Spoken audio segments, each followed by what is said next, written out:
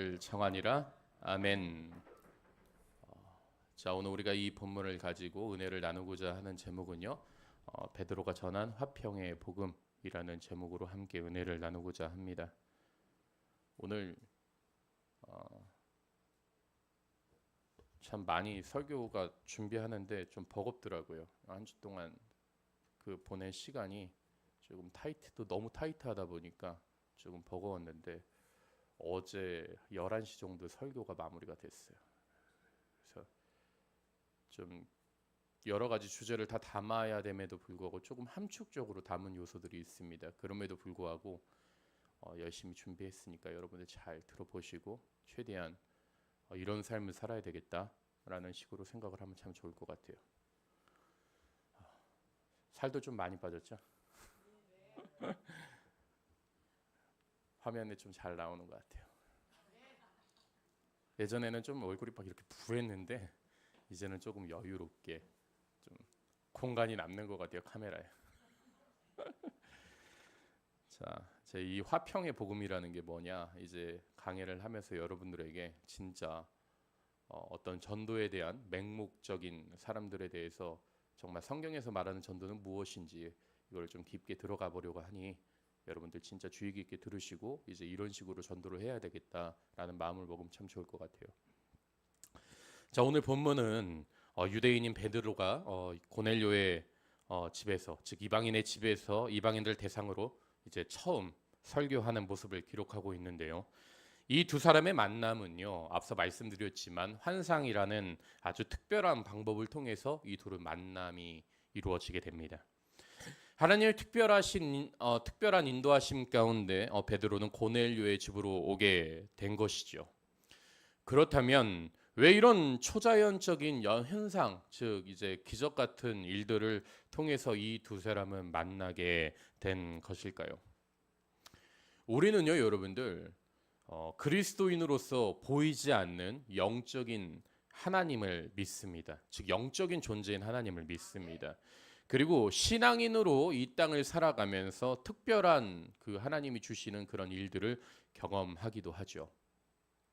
그런데 여기서 이런 특별한 경험을 할 때는요, 여러분들 그만한 이유가 다 있는 겁니다. 그리고 그 이유들을 오늘 본문이 잘 드러내고 설명해 주고 있는데요.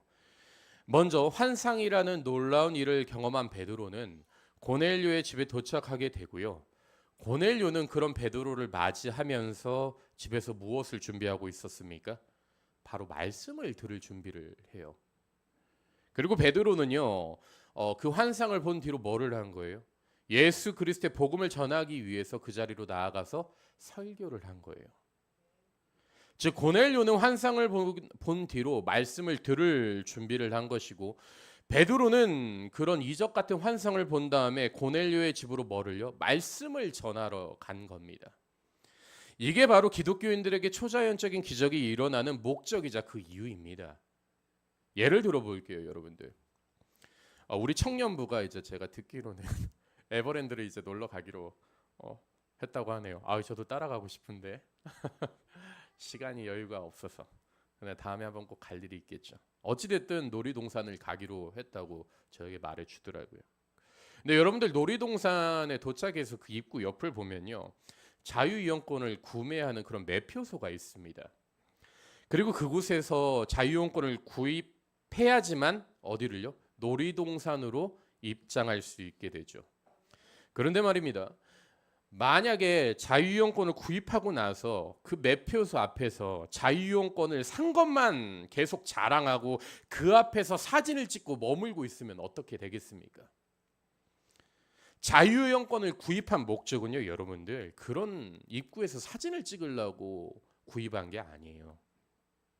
놀이동산에서 정말 어떠한 놀이기구라도 자유롭게 타기 위해서 그 자유이용권을 구매한 것이지, 자유이용권을 가지고 그 놀이동산 입구 앞에서 서성거리고 있어서는 안 된다는 것을 제가 지금 말하는 겁니다.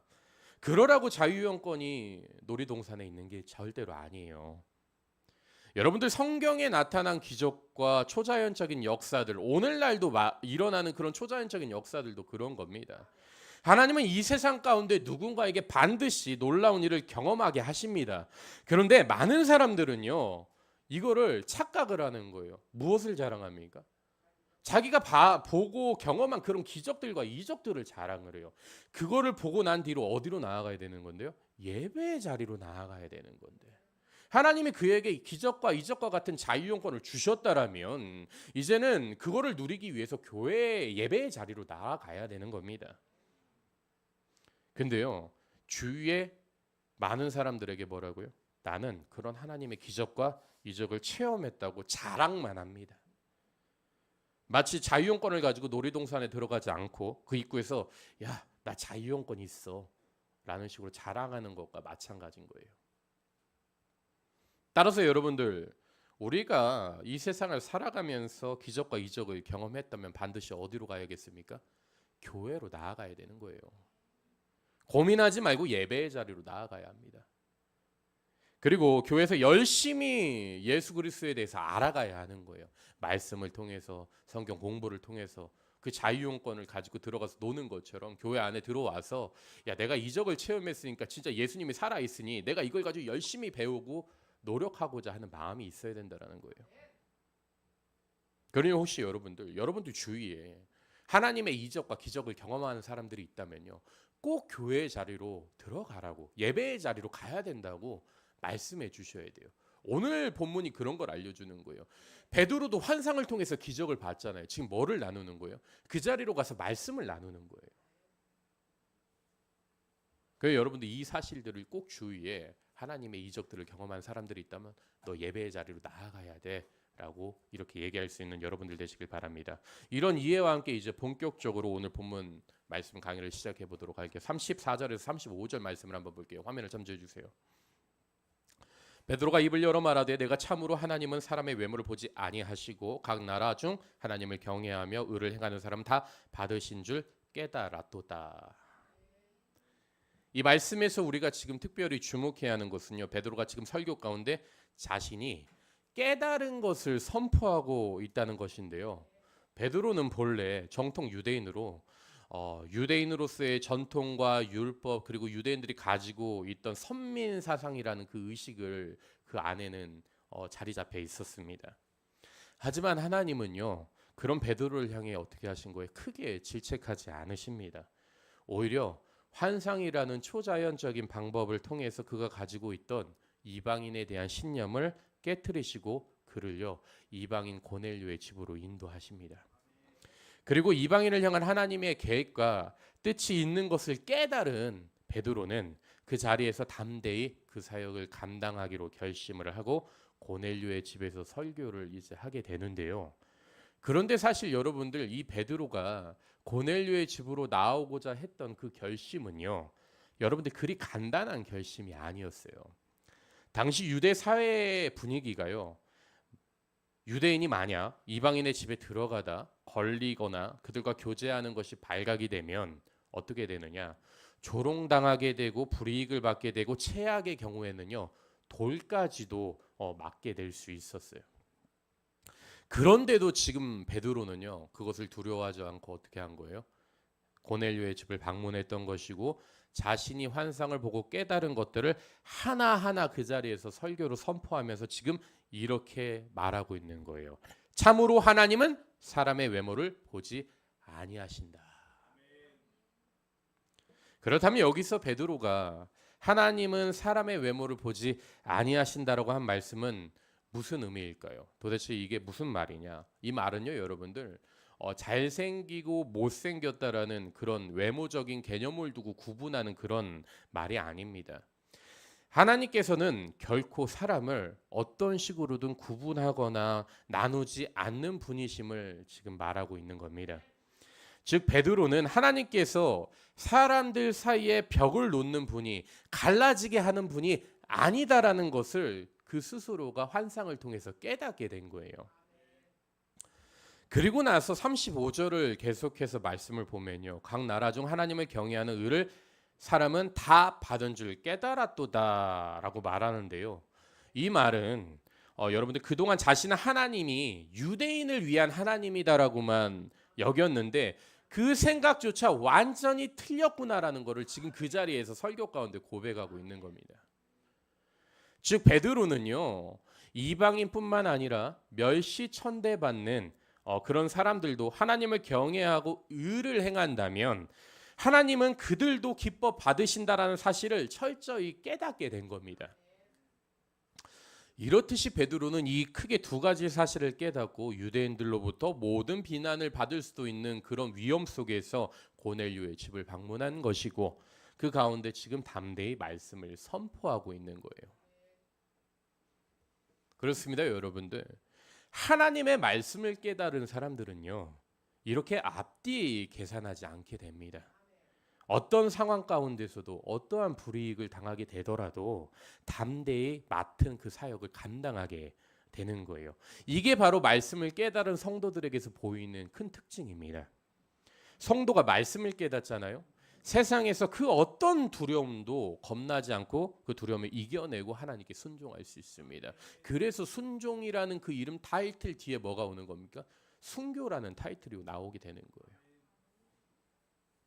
담대히 사역의 자리로 나아갈 수 있는 겁니다. 이런 의미에서 저는 여러분들이 좀 날마다 하나님의 말씀을 깨닫고 사역을 감당할 수 있는 인생들이 되길 축복합니다. 다시 말씀으로 돌아와서 계속해서 이제 본문 36절 말씀을 볼게요.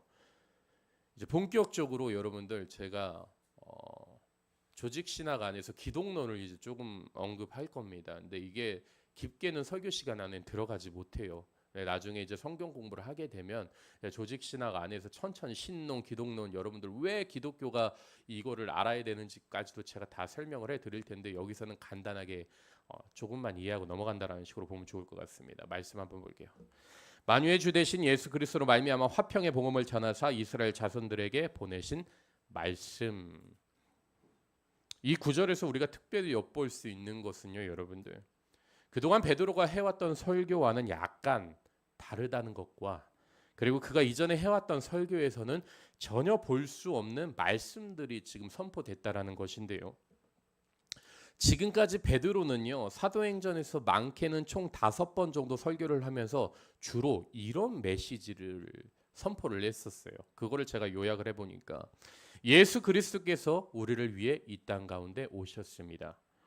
선지자로부터 예언된 그 예수님이 오신 것이고 그 예수가 우리를 위해 고난을 받으며 죽기까지 하셨습니다. 그러나 그 예수 그리스도는 다시 부활을 하셨고 이 땅에 다시 오실 것을 약속하셨습니다. 오직 구원은 예수 그리스도께 있습니다. 라고 베드로가 이 설교를 계속 총 5번 정도를 했던 겁니다. 다시 봐도 여러분들 지금 이 베드로의 설교가 어떻습니까? 예수님만 강조된 설교이자 참 명설교 같죠. 군더더기가 없습니다. 그런데 오늘 본문의 베드로의 설교를 보면요, 그가 환상을 통해 철저히 깨달은 것들이 이 설교 안에 묻어나기 시작하는데요. 우선 예수 그리스도가 뭐라고요? 만유의 주시다라고 이렇게 선포하는 거예요. 즉 베드로가 그동안 알아왔던 그 예수 그리스도라는 그 개념 자체가요, 훨씬 더 뛰어넘고 확장이 된 그런 선포로서 지금 이방인 고넬료의 집에서 지금 예수 그리스도의 그 개념을 좀 더 확장된 개념을 사용하고 있는 겁니다. 그러면 도대체 어떤 이전의 설교와 오늘의 설교에서 어떤 차이가 있는 것이냐? 본래 여러분들 이 만유의 주라는 말은요, 주로 성부 하나님을 가리키던 그런 말로 이 만유라는 것이 이런 의미예요. 우주와 만물, 그리고 물질 세계와 보이지 않는 영적 세계, 이 모든 것들을 포함하는 것을 만유라고 얘기를 합니다. 따라서 만유의 주는요, 있는 그대로 모든 것의 주인이다 라는 것을 지금 의미하는 말입니다. 그런데 베드로가 지금 이 만유의 주가 뭐라고요? 그리스도다 라고 지금 이렇게 담대히 선포를 하는 겁니다. 그러므로 이게 어떤 의미가 되는 것이냐? 쉽게 말해서 하나님이 이 세상의 해와 달을 만드시고 별과 구름을 놓으실 때, 천지를 창조하실 때 누가요? 예수 그리스도께서도 그 자리에 함께 계셨다라는 것을 지금 그 자리에 선포하는 겁니다. 그러므로 베드로가 만유의 주 되신 예수 그리스도라고 말하는 것은요, 예수님께서 이 땅에 오셔서 우리를 구원하시고 우리의 구세주가 되는 것뿐만 아니라 하나님의 천지를 창조하셨을 때 예수님께서도 그 자리에 계셨다라는 사실을 담대하게 지금 선포하고 있는 것으로, 예수님이 그 삼위일체 하나님 중에 성자 하나님이심을 그 자리에 지금 선포하고 있는 거예요. 즉 우리가 지금 여러분들 기독교 조직 신학 안에서 어떤 삼위일체 하나님이라는 그 부분에 있어서 베드로가 지금 이 고넬료의 집안에서 예수님도 그리스도가 아니라 하나님이시다라는 차원으로 지금 담대히 선포를 한 거예요. 또한 그 뒤에 오는 베드로가 이어서 뭐라고 합니까? 화평의 복음을 전하사라는 그런 의미는요, 예수 그리스도가 이제는 유대인뿐만 아니라 누구요? 이방인들에게조차도 주님이 되신다라는 그런 선언으로, 그 당시에는 정말 놀라운 깨달음이에요. 왜냐하면 여기서 이 화평의 복음은 여러분들 이 말씀에 전해지는 그 화평의 복음이다라는 말이 아니라 예수님 그 자체를 의미하기 때문이에요. 그래서 사도 바울도 여러분들 에베소서 2장 13절과 14절에서 이렇게 말을 한 거예요. 화면을 보도록 할게요. 이제는 전에 멀리 있던 너희가 그리스도 예수 안에서 그리스도의 뭐로요? 피로 가까워졌느니라. 그는 우리의 화평이신지라 둘로 하나를 만드사 원수된 것 곧 중간에 막힌 담을 자기 육체로 허시고. 여기서 예수 그리스도를 우리의 화평이라고 기록된 것은 원수가 된 사람들, 즉 멀어진 사람들끼리 예수 그리스도를 다 회복시켰음을 말하는 건데요. 여러분들 이해를 돕기 위해서 실제적인 예를 한번 들어볼게요. 길을 가다가 여러분들이 마음에 드는 사람이 있었다고 가정을 한번 해봅시다. 그러면은 그 사람에게 다가가서 말을 걸 거 아니에요, 그죠? 그럼 말을 걸면 여러분들에게 그 뒤로 어떤 상황들이 머릿속에 그려지십니까? 아마도 다가가서 말을 거는 순간 당장 이상한 사람 취급을 받게 될 거예요. 그만큼 세상에서 사람들과 친해지는 것은 여러분들 그리 쉽지만은 않아요. 아무리 마음에 드는 사람 지나가서 연락처 한번 달라고 해보십시오. 모르겠어요. 뭐 우리 민준 씨가 묻는 거, 나는 가능한데 이런 느낌인 것 같은데요. 근데 그게 아니라 누군가와 친해진다라는 것이 세상 안에서는 그리 쉽지만은 않습니다. 계속 더 의심하게 되는 거죠. 근데 여러분들 예수님을 믿는 자들끼리는 어떻습니까? 아무리 서로 모르는 자리더라도 예수를 믿는다라는 그 자리가 딱 드러나게 되는 순간 서로 나는 어떻게 예수를 믿게 됐고요, 뭔가 이런 거를 나눌 수 있게 된다라는 거예요. 즉 성도로서의 교제의 장이 보다 쉽게 열린다라는 겁니다. 이게 다 누가 한 거라고요? 예수님께서 사람들 사이에 막힌 다문을 무너뜨렸기 때문에 이게 가능하다라는 겁니다. 어디 여러분들 이것뿐이겠습니까? 우리의 화평 대신 예수님께서 사람들 사이에 화평하게 하신 이유로 또 무엇을 하셨느냐? 계속해서 에베소서 2장 15절에서 16절 말씀을 한번 볼게요. 화면을 참조해 주세요. 법조문으로 된 계명의 율법을 폐하셨으니 이는 둘로 자기 안에서 한 세 사람을 지어 화평케 하시고 또 십자가로 이 둘을 한 몸으로 하나님과 화목하게 하려 하심이라 원수된 것을 십자가로 소멸하시고. 즉 예수님께서 사람들 사이에 막힌 담을 허무시고 어떻게 하셨다고요? 이 둘을 합쳐서 세 사람을 만드셨다라는 거예요. 그런데 여기서 중요한 것은요, 이 둘은 자기 안에서 한 세 사람을 지어라는 이 말씀인데요, 이는 그 사람이요 재창조되었다라는 것을 말하는 것으로서 다른 말로 여러분들 거듭남을 얘기를 하는 겁니다. 따라서 세 사람이 되고 이 둘이 한 몸이 되었다라는 것은요, 유대인과 이방인이 그저 몸으로서 한 몸이 되었다라는 그런 뜻이 아니에요. 여러분들 머리로는 그리스도가 되는 것이고 그리스도 안에서 거듭나서 이 둘이 한 몸이 되고, 머리는 누가 되는 거라고요? 예수님이 되고 예수 그리스도의 지배를 받게 된 몸을 얘기하는 겁니다. 즉 우리는 지금 각자의 여러 가지 삶을 살다가 우리가 이 한 교회에 모이게 됨으로써 어떻게 된 거라고요? 예수 그리스도라는 머리의 지배를 받으면서 우리는 한 몸이 됐다라는 거예요. 한 지체. 즉 에베소서 지금 제가 계속 얘기하는 예수님은 이렇게 해서 뭐를 세워줬다고요? 교회까지도 세우게 됐다라는 거예요. 막힌 담을 허문 것뿐만 아니라 뭐라고요? 교회까지 이렇게 만들어 놨다라는 거예요. 이런 이해와 함께 이제 다시 사도행전 10장으로 돌아가 본문 39절에서 42절 말씀을 한번 볼게요. 구절이 좀 길죠. 얼굴을 다 가리네요. 읽어드리겠습니다. 우리는 유대인의 땅과 예루살렘에서 그가 행하신 모든 일의 증인이라. 그를 그들이 나무에 달아 죽였으나 하나님이 사흘 만에 다시 살리사 나타내시되 모든 백성에게 하신 것이 아니요 오직 미리 택하신 증인 곧 죽은 자 가운데서 부활하신 후 그를 모시고 음식을 먹은 우리에게 하신 것이라. 우리에게 명하사 백성에게 전도하되 하나님이 살아있는 자와 죽은 자의 재판장으로 정하신 자가 곧 이 사람인 것을 증언하게 하셨고. 말씀을 보니까 여러분들 베드로는요 이번에 설교 안에서 계속해서 뭐를 얘기하는 거예요?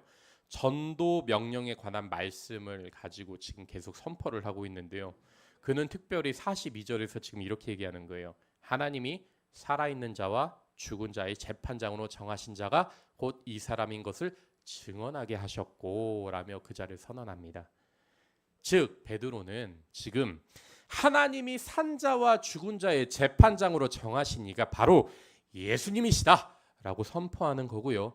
나아가서는요 이 사람을 증언하게 하셨고 라는 말은 재판장이신 이 예수님을 우리가 삶에서 증언해야 되는 것이다 라는 것을 그 자리에서 담대히 선포한 겁니다. 따라서 고넬료의 집에서 베드로의 설교를 정리하면 이런 내용인 거예요. 먼저 하나님은 사도들에게 전도의 사명을 주셨고요. 전도의 주제가 누구라고요? 바로 재판장이신 예수님이라는 겁니다. 즉 산자와 죽은 자의 재판장이신 예수님을 이 세상 가운데 증언하라는 것이죠. 그렇다면 여기서 여러분들 궁금한 게 하나 생깁니다. 왜 베드로는 예수님 앞에 이런 수식어를 붙였을까요? 산자와 죽은 자의 재판장으로 세우시니, 즉 예수님 앞에 왜 산자와 죽은 자를 이렇게 붙여서 표현을 쓴 것일까요? 먼저 여러분들 살아있는 자와 죽은 사람을 부활시켜 재판하는 일이 언제 일어나게 되느냐? 역사의 끝, 즉 다시 말해서 종말에 일어나는 일입니다. 그러니 이 역사의 끝을 마무리하는 분이 여러분들 누구라는 겁니까? 예수님이라는 거예요. 베드로는 지금 그 설교 가운데 이 예수님이 역사의 끝을, 주관하는 끝을 잡고 계시는 분이시다라는 것을 지금 담대히 선포하는 거예요. 결론적으로 이 세상의 끝, 역사의 끝에서 모든 것을 심판하시는 분이 바로 예수님이시고, 이를 하나님께서 전적으로 전부 다 모든 일을 예수님께 넘기시고 위임하시고 그에게 맡기셨음을 베드로가 지금 고넬료의 집에서 선포하고 있는 겁니다. 그러니 여러분들 우리 역시 성도로서 이 세상을 살아가는 동안 무엇을 해야 되겠습니까? 전도해야 되는 거예요. 전도. 그런데 여러분들 여기서 정말 중요한 것이요. 42절에서 분명 하나님은 산 자와 죽은 자를 재판하신 이를 증언하라 라고 말씀하셨잖아요. 이 말은요 여러분들 오해해서는 안 되는 게요. 단순히 띠를 두르고서 밖으로 나아가서 그 대전역에서 예수천당 불신지옥 그리고 띠를 두르 예수 믿으세요 라는 식으로 그렇게 말하는 게 아니에요. 여기서 말하는 베드로가 말하는 그런 전도는요, 그런 말에 있는 것이 아니라 인간의 삶의 초점에 맞춰져 있습니다. 즉 예수님이 이 땅에 오시는 그날까지 우리가 어떻게 살아야 되는지를 그것을 지금 말하고 있는 거예요. 구체적인 예를 들면 역사의 끝에 이르러서 우리가 예수님을 만났을 때 예수님은 우리에게 너 얼마나 전도했냐? 너 1명 전도했니? 5명 전도했니? 10명 전도했니? 이렇게 묻지 않는다라는 거예요. 이 세상에서 너가 나를 믿음으로써 나그네처럼 살다 얼마나 그리스도인답게 살았니? 얼마나 예수의 향기를 드러내면서 살았니? 빛과 소금의 역할은 다 했니? 라고 이것을 물으며 이게 더 중요하다라는 것을 지금 베드로가 지금 선포하고 있는 거예요. 이게 바로 여러분들 베드로가 앞서 36절에 보시면요. 화평의 복음이라고 말을 하거든요. 이걸 지금 얘기하는 거예요. 여러분들 우리 그리스도인들은 말이죠. 예수님을 통해 구원받은 그날로부터 어떤 직책과 어떤 역할을 맡게 된 것이냐? 하나님과 세상 사이를, 사람과 사람 사이를 화목하게 하는 그런 임무를 맡은 거예요. 이 임무가 바로 그리스도인들의 역할이자 우리에게 주어진 바로 사명이라는 겁니다. 그래서 여러분들 사도 바울도 고린도후서 5장 17절과 18절에서 이렇게 기록한 거 있는 겁니다. 화면을 한번 보도록 할게요. 그런즉 누구든지 그리스도 안에 있으면 새로운 피조물이라 이전 것은 지나갔으니 보라 새 것이 되었도다. 모든 것이 하나님께로 났으며 그가 그리스도로 말미암아 우리를 자기와 화목하게 하시고 뭐라고요? 또 우리에게 화목하게 하는 직분을 주셨으니 이렇듯이 여러분들 하나님 우리에게 부탁하신 것이 다른 게 아니에요. 이 땅 가운데서 화목하라고 직분을 주신 겁니다. 이게 바로 베드로가 말한 화평의 복음이자 전도예요. 실제로 예수님을 믿으세요라고 말하는 것만이 여러분들 전도가 아닌 겁니다. 하나님과 화목하지 않는 세상 가운데 누가 오신 거예요? 예수님이 직접 육체를 입고 인카네이션, 즉 하늘로부터 내려오신 거예요. 즉 이 땅에 예수님이 육체를 입고 내려오신 것처럼 우리 역시 하나님과 화목하지 않는 우리의 주위의 환경, 즉 예를 들면 우리의 일터, 또 혹은 우리의 직장, 우리의 가정 이런 데로 찾아가서 그곳을 화목하게 하는 그 역할을 우리에게 주님께서 맡기셨다라는 겁니다. 그게 바로 여러분들 성경에서 말하는 화평의 복음이자 전도라는 거예요. 그래서 여러분들 역사를 초대교회 역사를 본 이후로 1세기 그리스도인들을 보잖아요. 기독교가 국교가 될 수 있었던 큰 원동력, 물론 뭐 저는 지금 이 상황에서 타락을 얘기하는 게 아니에요. 기독교가 뭐 국교로서 타락했다 그걸 얘기하는 게 아니라 왜 기독교가 국교로 될 수 있었느냐? 그리스도인들의 삶이 워낙 청결하고 깨끗하다 보니까 로마인들이 어떤 삶을 살았냐? 너무나 방탕한 삶을 살았어요. 근데 결혼은 누구랑 시키고 싶었느냐? 자기 자식들의 결혼은요. 조금 순결한 여자들과 결혼을 시키고 싶었던 거예요. 근데 보니까 기독교인들이 예수를 믿는다고 하는 처녀들이 전혀 방탕한 생활을 살지 않고 정말 순결하게 지내고 있는 거예요. 그러니 그런 사람들을 불러다가 자기 자식들과 결혼을 시킨 겁니다. 그런데 그리스도인이었던 그 여자들이 어떻게 했느냐? 결혼을 하고 나서도 올바른 생활을 그 집안 가운데 하니까 야 저렇게 믿는 거라면 나도 한번 믿어보자 라는 식으로 로마가 조금씩 변화가 됐던 겁니다. 그래서 언젠가 어떻게 된 거예요? 기독교가 로마의 국교로 지정이 되는 그런 날이 올 수 있었던 거예요. 즉 여러분들 1세기 그리스도인들이 어떠한 삶을 살았다고요? 화평의 복음을 몸소 실천한 삶을 살았다라는 거예요. 예전에 여러분들 제가 서울의 어느 한 교회에서 전도사로 부임해서 사역을 하던 적이 있었어요. 근데 그 교회 이제 제가 부임하기 직전 전날에도 한번 만났어요. 그분을. 길을 가다 이제 짐을 정리해야 되니까 주위에 조금 뭐가 있나 둘러보고 갔는데 저한테 전도지를 주더라고요. 그래서 아유 감사합니다 라고 받았죠. 근데 그게 보니까 내가 부임할 교회였던 거예요. 그래서 아유 전도 되게 열심히 하시는구나 그런 생각을 하고 있었어요. 근데 내가 이제 부임하고 나서 계속 그분을 보니까 매일같이 그 전도지를 들고 밖으로 나가는 거예요. 그 권사님이. 그런데 그 전도지를 들고 복음을 전하는 것까지 와 정말 아름답다 괜찮다라고 생각이 들었는데 안간힘을 써가면서 그렇게 전도를 나가는 분께서 교회 생활을 보니까 자주 다른 성도분들과 다투는 거예요. 즉 하도 다투다 보니까 그 다른 성도분들이 그분을 볼 때마다 어떻게 하는 거예요? 이제 피하기 시작하는 거예요. 그러니 여러분들 그분을 통해서 새로운 사람이 전도가 돼서 교회에 들어온다고 한들 그 사람이 등록한다고 한들 나중에 어떤 상황이 벌어지게 되겠습니까? 결국은요 그분을 향해서 너나 잘해 라는 식의 태도로 대하게 되는 거더라고요. 즉 그분과 어울리려고 하진 않습니다. 그러니 여러분들 전도라는 것은 말이죠 그저 말로만 하는 게 아니에요. 삶으로 해야 하는 것이고 평소의 행실이 정말 중요하다라는 겁니다. 뭐 보다 구체적인 예로 쉽게 예를 들어봅시다. 여러분들 제가 목사잖아요. 제가 막 길거리 나가갖고 어디 가서 술 담배를 먹고 있다 그러면 여러분들 벌써 저에게 제 직업이 목사인 걸 아는 순간 뭐가 날라오겠습니까? 야, 목사가 뭐 저런 식이야, 저 따위야 이런 얘기를 바로 던질 거예요. 즉 그만큼 내 행동으로 무언가 나가야 되는, 증언해야 되는 것들이 있다라는 거예요. 그리고 제가 막 목사인데도 불구하고 어디 가서 막 자꾸 말도 안 되는 어거지를 피면서 그렇게 싸우고 다닌다 그러면 어떻게 되겠습니까? 무너지기 시작하는 거예요, 교회가. 여러분들, 하나님이 우리를 부르신 이유는요, 이 땅 가운데 화평의 제물이 되고 화평의 복음을 살아내라고 우리를 부르신 겁니다. 그래서 여러분들, 성격이 전혀 다른 사람들끼리 교회로 묶어서 미리 생활하게 하시고 훈련을 받게 하시는 거예요, 이곳에서.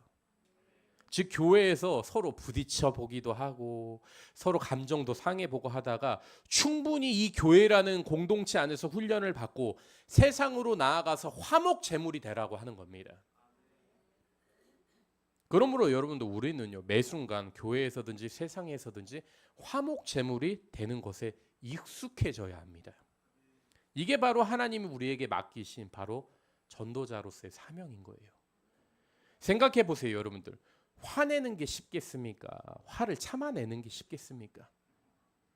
화내는 게 쉬워요. 싸우고 포기하는 게 더 빠르고 간단하다고요. 이건 누구나 할 수 있는 일이에요. 그러나 우리가 하나님의 이름으로 세상에 파송되어 참고 견디다 보면요, 언젠가는 우리도 그곳을요, 어떻게 되는 거예요? 화목하게 만들 수 있고 화평하게 만들 수 있다는 겁니다. 이게 바로 하나님께서 우리에게 원하는 모습이자 진짜 사명자로 살아가는 바로 그런 인생들인 거예요. 그래서 저는 여러분들이 조금 더 참고 인내하는 여러분들 되시기를 이 시간 축복합니다. 제가 이제 대화를 참 많이 하는데, 성도분들이랑 이제 한 분이랑 대화하다가, 목사님, 저는 예전에 길 가다가 제 성격이 어땠냐면요 라면서 이야기를 듣는데, 우와, 속된 말로 진짜, 와, 길 가다가 그냥 술에 취해서 누구를 때린대요. 뭐 저런 일이 가능한가 그랬는데, 그분이 이제는 완전히 다른 삶을 사는 거예요. 정말 멋있게도 많이 변화가 되어 갑니다. 그리고 가정에서의 생활을 들어보면 한 번 화내고 좀 더 생각하게 되고, 목사님, 자리가 이렇게 만드는 것 같습니다 라는 그런 이야기를 할 때 참 교회 안에서 건강하게 잘 세워져 가시는 것 같구나. 그러면서 가족들도 그런데요, 요번에 뭐 최근에 만나셨다고 하는데 그분들이 그런 말을 하셨다고 하죠. 저거는 진짜 언제 사람 될까 그랬다가 이제는 너무나 많이 변화된 모습에 놀라신다고 하더라고요. 그리고 이제 예배까지 이제 드리고 있다고 하더라고요. 모여서 가족끼리. 다음엔 제가 한번 가서 예배를 드리기로도 했습니다. 중요한 것은 여러분들, 사명자로 살아가는 것은요, 이 땅 가운데 내가 화평의 복음이 스스로 돼야 되는 거예요. 즉 예수님이 이 땅 가운데 오신 것처럼 내가 어느 곳에 가든지 그 자리를 화평하게 들어가서 만들어야 되는 그런 걸 의미합니다. 그게 여러분들이 하나님께 부르심을 받은 그런 이유인 겁니다. 자, 이제 말씀을 정리하고 싶습니다. 그리스도인들은요, 하나님 나라를 대표하는 사람들입니다. 즉 이 땅 가운데 파견된 하나님 나라의 대사들인 거예요. 그래서 우리는요, 이 땅 가운데 보잘것없는 사람이지만 동시에 복음을 전달하는 위대한 임무 때문에 또다시 귀한 사람들이 될 수 있습니다. 그런데 여기서 중요한 것은 믿지 않는 사람들에게 전도자로서 어떤 복음을 전달하느냐, 그거입니다. 이 부분을 두고 오늘 본문에서 베드로는 화평의 복음을 전해야 된다라고 선언하는데요. 쉽게 말해 베드로는 하나님과 화목하지 않는 이 세상에 예수님이 직접 육신을 입고 오신 것처럼 우리 역시 화목하지 않은, 하나님과 화목하지 않는 그런 곳에, 즉 일터나 가정이나 여러 곳에 우리 그리스도인들이 찾아가서 그것을 화목하게 만들라는 겁니다. 즉 우리 역시 그리스도인으로서 예수님처럼 화목 제물이 되어야 함을 얘기하고 있는 것이죠.